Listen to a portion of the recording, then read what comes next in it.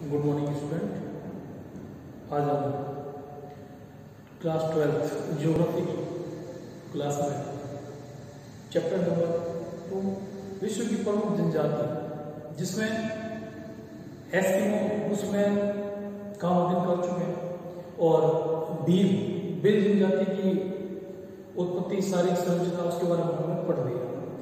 आज हमारा जो अगला इसी भील जनजाति में जो अगला पॉइंट है वह है आपका आर्थिक क्रिया का।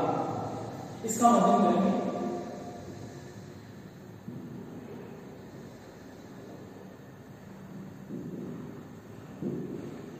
आर्थिक क्रिया कलाप यानी जनजाति के जो लोग है वो क्या कार्य करते हैं। तो देखिए आप कि इनका मुख्य कार्य क्या है। आखेट मुख्य कार्य क्या है इनका आखेट। लेकिन अभी आखेट के साथ साथ कृषि भी कर रहे हैं, आदिम कृषि, ठीक है, और पशुपालन व पशुपालन। तो ये आर्थिक क्रियाओं में आखेट, कृषि और पशुपालन इस प्रकार की क्रियाएं भी वर्तमान में कर रहे हैं और अपना जीवन यापन कर रहे हैं। उसके साथ ही हम क्या बोलते हैं कि वनों से कंदमूल, फल, फूल और पत्तियों का संग्रहण कर रहे हैं। आखेट कृषि पशुपालन के साथ साथ वनों से कंदमूल, फल, पत्तियां और उनका संग्रहण भी करते हैं। उसके साथ ही कृषि में जो खाद्यान्न है उसमें सब्जियां भी उगाते हैं, यानी ये सब्जियों का उत्पादन भी करते हैं। यानी आखेट हो गया, कृषि हो गया, पशुपालन, ये तो होता ही है। इसके अलावा कृषि में, इसके अलावा वनों से जो उत्पाद प्राप्त होते हैं उनको प्राप्त करते हैं, उनका संग्रहण करते हैं, साथ ही सब्जियों का उत्पादन करते हैं। और पशुपालन में ये भेड़ है, बकरी है, गाय इत्यादि का ये पालन करते हैं। इत्यादि से जो उत्पाद प्राप्त होते हैं उनका ये सेवन भी करते हैं और उनको बाजार में बेच देते हैं। अब अगला नंबर आता है शिकार का, जो आखेट है। आखेट मतलब इसी आर्थिक क्रियाकलाप का एक पार्ट है। आखेट जो हमारा फर्स्ट पॉइंट भी है, इसमें बिंदु भी है, वह आपका आखेट।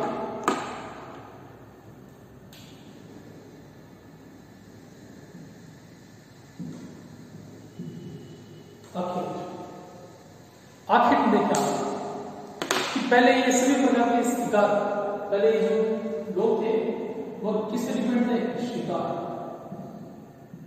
शिकार पे डिपेंड थे।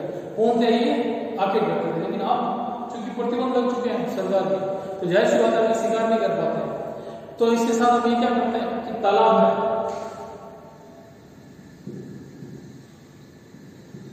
में मछली पालन, तालाब में मछली पालन का कार्य भी करते हैं। कौन ये करते हैं? और वर्तमान में जैसे जैसे नवीन दौर आया है, नया दौर आया है, जैसे आधुनिकता के साथ ये 80% जो आबादी है इनकी वो अब किसके ऊपर डिपेंड हो गई है? कृषि के ऊपर। 80% आबादी अपनी कृषि के ऊपर निर्भर होने लगी, कृषि कार्य में संलग्न होने लगी। फिर पहाड़ी भागों में ये जो कृषि है, इस कृषि की भी कई प्रकार है, लेकिन पहाड़ी भागों में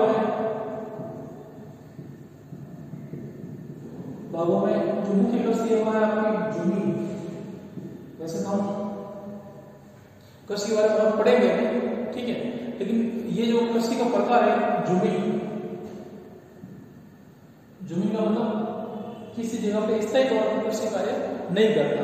2 या 4 वर्ष किसी नई जगह पर कृषि कार्य किया, फिर नई जगह पे चले गए। तो इस प्रकार से एक जगह से दूसरी जगह ये कृषि कार्य करते हैं। तो पहाड़ी भागों में जो जमीन कृषि होती है उसको चिमाटा कहते हैं, चिमाटा। और मैदानी भागों में जो कृषि कार्य किया जाता दजिया के नाम से जानते हैं। मैदानी भागों में दजिया के नाम से कृषि कार्य किया जाता है। तो आखेट करते हैं, आखेट चूंकि अब वर्तमान में प्रतिबंध लग चुका उसके ऊपर, इसलिए इन्होंने अपना जीवन यापन का तरीका थोड़ा बदलाव कर दिया उसके अंदर, और अब मछली का पालन करते हैं। साथ ही 80% जो जनसंख्या है वो इसकी कृषि पर डिपेंड है। कृषि में भी पहाड़ी भागों में कृषि कार्य किया जाता है, पहाड़ी भागों में कृषि कार्य किया जाता है, उसको जूमिंग कहते हैं। ये जूमिंग कृषि कार्य को हम चीमाता के नाम से जानते हैं, और मैदानी भागों में जो कृषि कार्य किया जाता है उसे दजिया के नाम से जाना जाता है। अब बात करते हैं भोजन की। ये लोग जो भोजन है वे भोजन किस प्रकार का करते हैं, भोजन में क्या क्या ग्रहण करते हैं।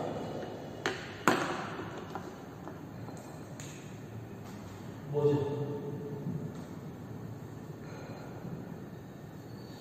कौन कौन चीजों का सेवन करते हैं, क्या क्या खाते हैं। तो मुख्य इंपोर्टेंट मक्का इनका मुख्य भोजन है, खाद्यान्न है। फिर मक्का के अलावा चावल, जिसे चोखा भी कहते हैं, उत्सव भी इसके अंदर बनाया जाता है। चावल इनको ये अपनी लैंग्वेज में बोलते हैं चोखा, और लापसी। जब ओकेजनल उत्सव होता है तब इस प्रकार से ये व्यंजन के तौर पर चावल और लापसी बनाते हैं। साथ ही मांसाहारी होते हैं, तो जाहिर सी बात है कि हर प्रकार का मांस है ये सेवन करते हैं। मांसाहारी मूलतः, और महुआ से मदिरा, महुआ जो फूल है उनसे, महुआ से मदिरा बनाई जाती है, उसी का सेवन करते हैं। महुआ से बनी मदिरा का सेवन करते हैं। ये तो हुआ इनका आखेट, जिसके अंदर जो कृषि कार्य और पशुपालन दोनों इसमें काम लिया जाता है। और अगला हो गया आपका भोजन, किस प्रकार से भोजन के लिए ग्रहण करते हैं। और अब नंबर आता है वस्त्र।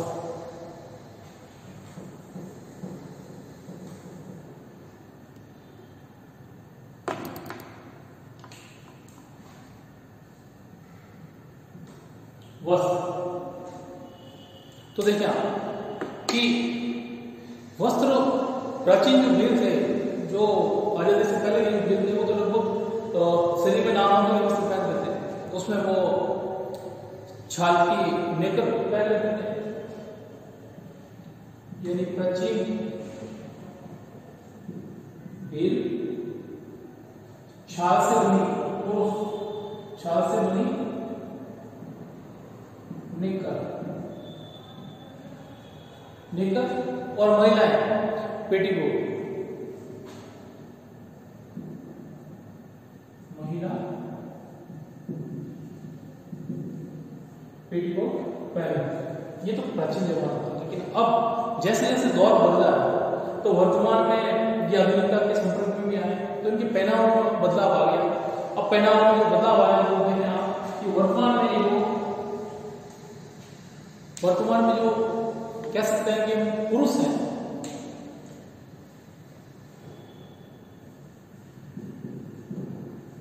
वर्तमान में पुरुष धोती कमीज व साफा पैंट शर्ट, इस प्रकार से अपने पहनावे में बदलाव लाए, इस प्रकार से ये पहनते हैं। साथ ही स्त्रियां जो है वे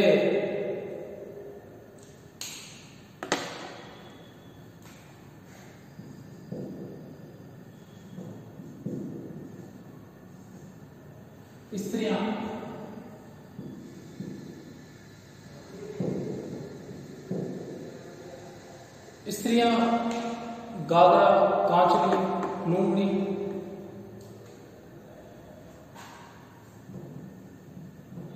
गागरा, कांचली, लुंगी, ये सब स्त्रियों की। और जो लड़के हैं वे लंगोट धारण करते हैं और लड़कियां घाघरे का ओढ़ना पहनती हैं। इस प्रकार से ये वर्तमान के पहनावे है, ये प्राचीन पहनावे होते थे जिस समय आदतन उनका नग्न रहता था पुरुषों का, और महिलाएं पेटीकोट वगैरह और कांच वगैरह इस प्रकार से धारण करते थे। फिर बात करते हैं उनकी कि ये ऑर्नामेंट कैसे बनते हैं, गहने कैसे बनते हैं, आभूषण। तो आभूषण में देखो ये चांदी और पीतल,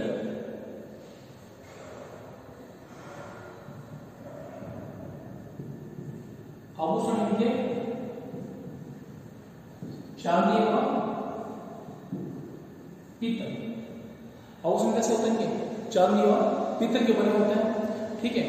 और स्त्रियां जो है वे लाख की चूड़ी,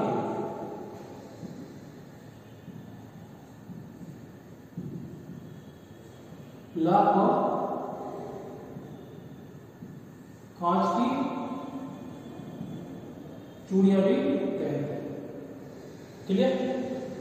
तो इस प्रकार से वस्त्र में प्राचीन वस्त्र और वर्तमान वस्त्र जो आधुनिकता के संपर्क में आने के बाद इन्होंने जो वस्त्रों में बदलाव किया है। फिर आभूषण चांदी और पीतल के बने होते हैं ज्यादातर इनके, और साथ ही जो स्त्रियां हैं वे लाख की चूड़ियां और या कांच की चूड़ियां धारण करती है। तो ये तो हुए आपके वस्त्र। अब बात करते हैं कि निवास गृह। निवास जो गृह है, क्या मतलब ये जो लोग रहते हैं वो किस प्रकार से रहते हैं, कैसी जगहों में, कैसे मकान होते हैं, उसके बारे में हम इसके अंदर पढ़ रहे हैं कि निवास गृह। निवास गृह के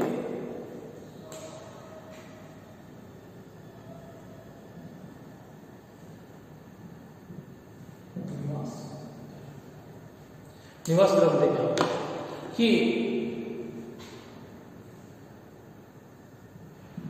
घर पर पीड़ित में बस्तियां जो होती है वो पर वाली होती है, दूर दूर होती है बस्तियां। साथ ही झोपड़ों में या झोपड़ी जो अपने आप में पूर्ण हो, जो अपने आप में, समझ रहे, झोपड़े या झोपड़ी अपने आप में क्या होते हैं, पूर्ण होते हैं। और इनकी जो दीवारें होती है वो मिट्टी, पत्थर और बांस की बनी होती है। दीवारें मिट्टी, पत्थर व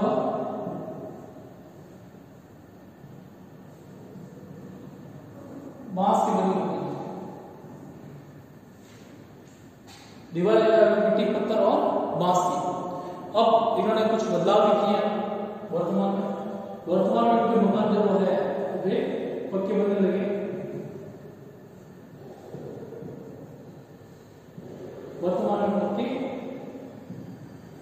मकान का निर्माण करने लगे, यानी अब जो मकान इनके वे पक्के हैं। और पहले जो बस्तियां होती थी पक्के निर्माण, अब सघन बस्तियां,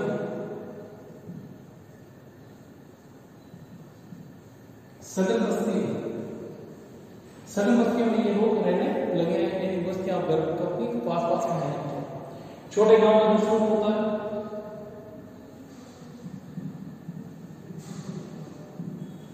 छोटे गांव का समूह फला,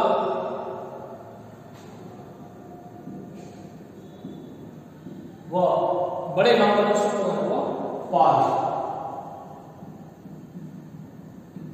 बड़े गांव का समूह पाल कहते हैं। तो इस प्रकार से ये इनका निवास जो हो गया। घर कैसे होते हैं, परमानेंट बस्ते में होते थे पहले, दो दो चूंकि पहाड़ी इलाकों में रहते थे ये लोग, तो जंगलों में वगैरह इनकी बस्तियां होती थी। साथ ही झोपड़ियां जो भी होती थी वे अपना पूर्ण होती थी।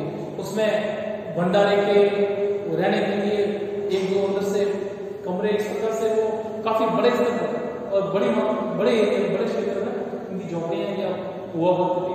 दीवार उनकी मिट्टी की, पत्थर की और बांस की बनी साथ ही वर्तमान में पक्के मकान जो है, वर्तमान के मकान कैसे हैं, पक्के बन गए हैं, क्योंकि अभी ये काफी जैसे जैसे दूसरी संस्कृतियों के संपर्क में आ रहे हैं, वैसे वैसे अपने निवास और अपने बदलाव बदलाव हो रहा है। सघन बस्तियां अब बनने लगी, घर पास बनने लगी। जैसे बहुत सारी बस्तियों का जो छोटा समूह होता है उसको हम कहते हैं फैलाव, और जब बस्तियों का बड़ा समूह हो जाता है तो उसको बोलते हैं पाल। वही आपको छोटे गांव और बड़े गांव को बताते हैं। अब हम बात करते हैं औजार और बर्तन, क्योंकि ये बहुत इंपॉर्टेंट है। औजार इसलिए जरूरी है क्योंकि आजीविका के साधन जुटाने के लिए इनको औजारों की जरूरत पड़ती है, चाहे शिकार हो, चाहे पशुपालन हो या कृषि हो, सब कार्यों में इनको औजारों की जरूरत पड़ती है। और बर्तन उन भोजन ग्रहण करने के लिए इनको बर्तन की जरूरत पड़ती है। तो औजार हमारा चौथा पॉइंट आपका हो गया, चौथा मतलब आई में 5 औजार और बर्तन, औजार और बर्तन, ठीक है सर। तो देखिए आप कि औजार जो होते हैं वे उसमें धनुष है, बाण है, तलवार है,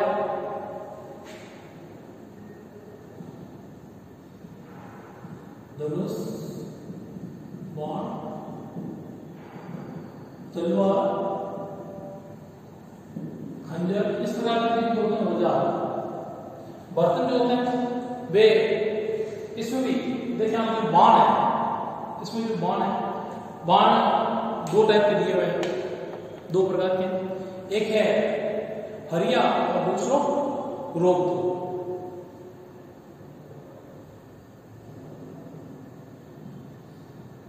हरिया और रोग, इन्होंने बाण 2 प्रकार के, बाण के 2 प्रकार के। अब हम बात करते हैं कि जो इनके बर्तन होते हैं, वे बर्तन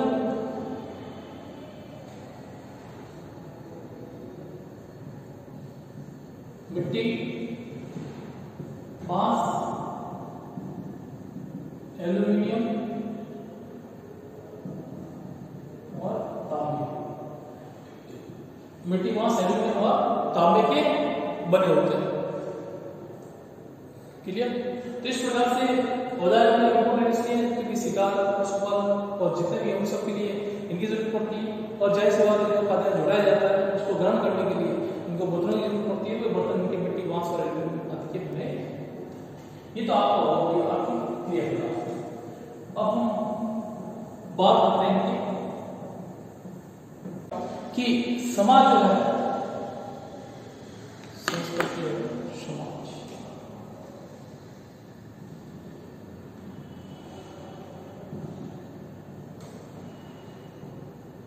समाज, समाज कैसे समाज है? पितृ सत्ता, पितृ सत्ता, पितृ सत्ता समाज।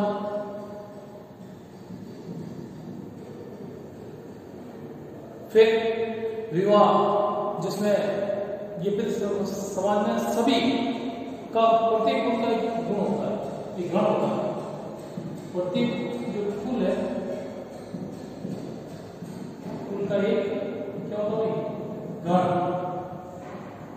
प्रत्येक जो कुल है, कुल बने होते हैं, उनमें प्रत्येक कुल का एक गण होता है। विवाह, विवाह के विस्तृत रूप पाए जाते हैं। विवाह कई प्रकार, विवाह के कई प्रकार है। बहुपत्नी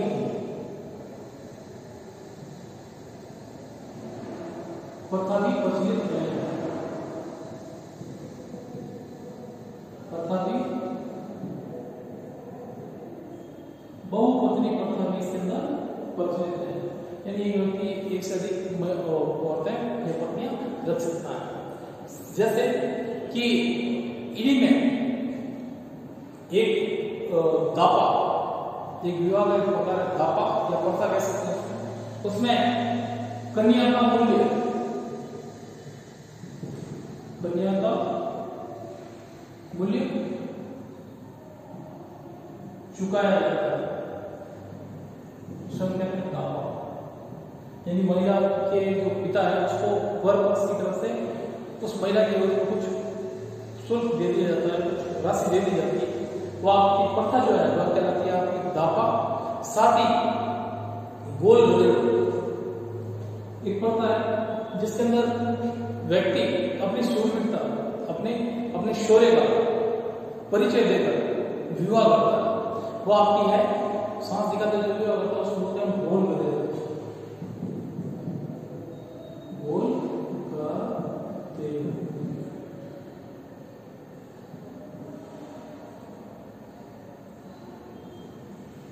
फिर देखा कि ये तो आपका होगा एक विवाह का प्रकार।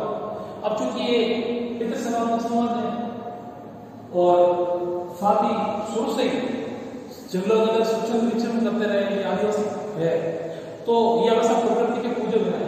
किसके पूजक है? प्रकृति के, यानी प्रकृति के अनुसार अपना जीवन यापन करते हैं, सर्वाइव करते हैं, प्रकृति के पूजक हैं।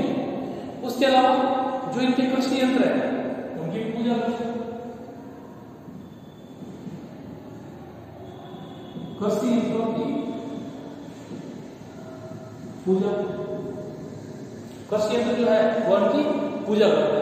साथ ही अब जब कृषि कार्य कर रहे हैं वो करें तो प्रकृति के पूजक है, तो कुछ बातें दिमाग में वो भी रहती है अंधविश्वास से जुड़ी हुई, इसलिए हम कह सकते हैं कि ये अंधविश्वास की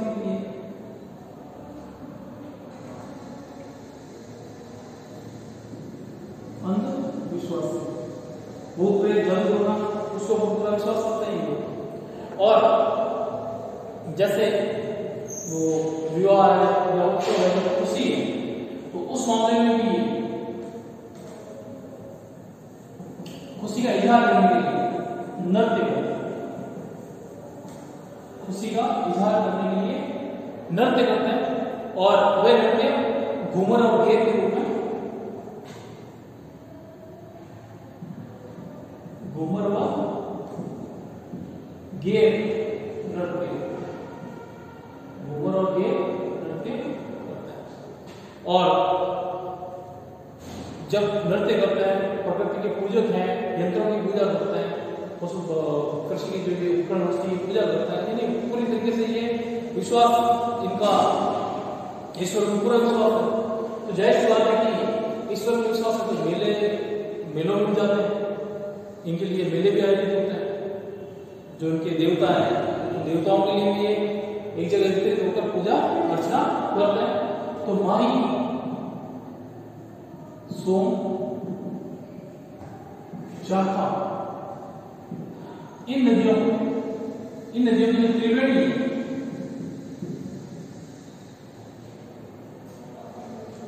वहां बेणेश्वर धाम, वहां जगह कहते हैं बेणेश्वर, वहां पर मेला लगता है जनवरी फरवरी, मेला लगता है जनवरी फरवरी। इस मेले में ये भारी लार्ज स्केल पर इकट्ठे होते हैं और अपने इष्ट देव को याद करते हैं, उसकी पूजा अर्चना करते हैं।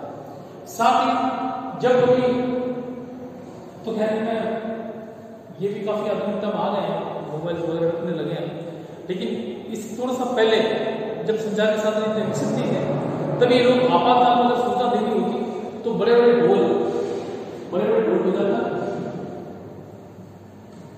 बजाकर आपातकाल की सूचना देते, यानी कोई अगर संकट आ जाए ऊपर तो ये ढोल बजाकर, नगाड़े बजाकर एक दूसरे को मैसेज करते हैं।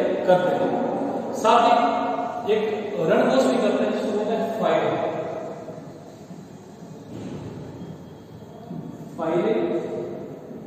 फायरे का रणघोष भी करते हैं। उस रणघोष के माध्यम से लोगों तक मैसेज जाता है कि कुछ संकट आ गया हमारे। अब इनकी जो गांव, मैंने आपको बताया कि बड़े गांव हैं, छोटे गांव तो होगा, बड़े गांव जो होते हैं पाल, ज्यादा बस्तियों वाले गांव पाल कहलाते हैं। उस पाल का जो मुखिया है उसको कहा जाता है डोमिनिक,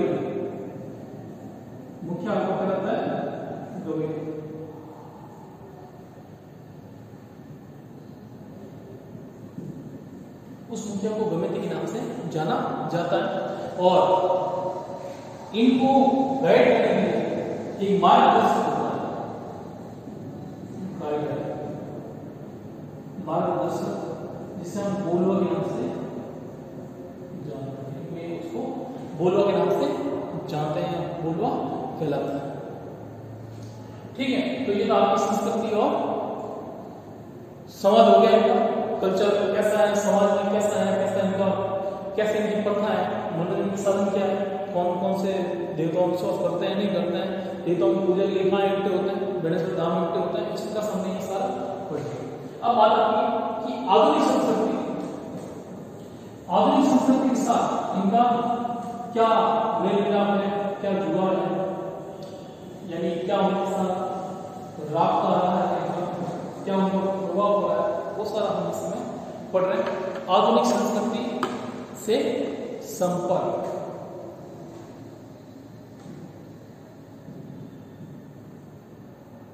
आधुनिक संस्कृति से संपर्क,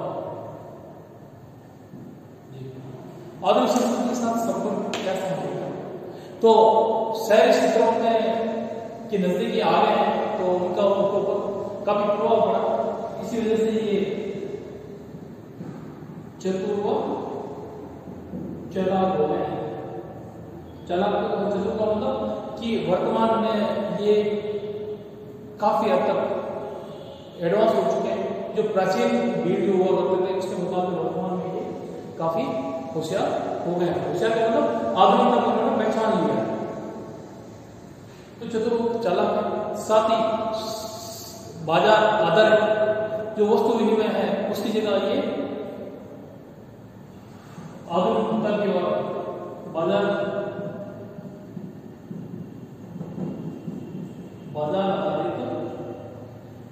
आधारित अर्थव्यवस्था की ओर क्या हो गया?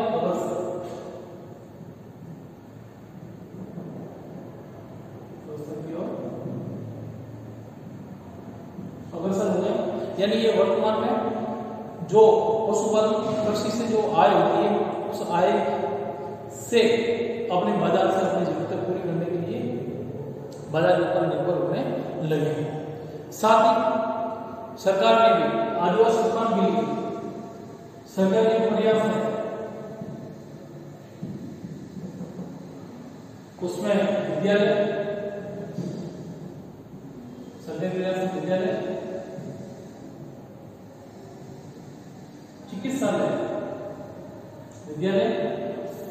चिकित्सालय, परिवहन, संचार,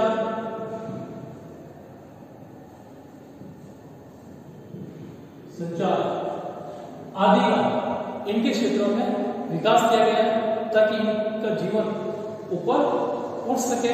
इनका जो सामाजिक आर्थिक जो लेवल है उस लेवल को ऊपर उठाया जा सके ताकि प्रकृति के ऊपर कम से कम डिपेंड होकर ये आधुनिकता की ओर अग्रसर हो सके। सरकार के प्रयास ही रहे, इनके ऊपर आधुनिकता का प्रभाव पड़ चुका है, पहनावा बदलाव आ चुका है, आधुनिक संचार के माध्यमों का भी ये प्रयोग करने लगे। तो इस प्रकार से हमारी भील जनजाति जो है वह कंप्लीट हुई। अगली जो जनजाति ये बात की वह आपकी गौंड जनजाति, उसके बारे में हम कल अध्ययन